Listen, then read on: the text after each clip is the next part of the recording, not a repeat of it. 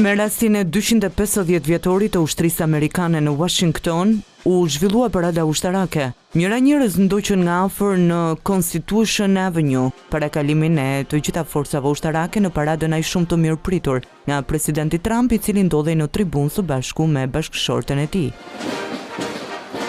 Trupat marshuan me uniformat historike për krah automjeteve ushtarake, duke ndjekur revolucionin e ushtrisë amerikane, nga lufta revolucionare deri në ditët e sotme.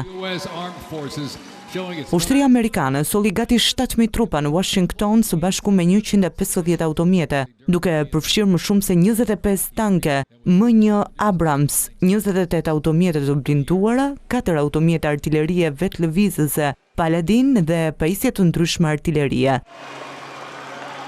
Kjo paradë përkuj me 79 vjetorin e lindjes së presidentit Trump.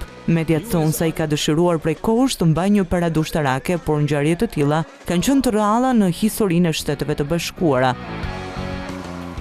Festimet e 250 vjetorit të ushtrisë u shoqëruan me protesta në shumë shtete amerikane.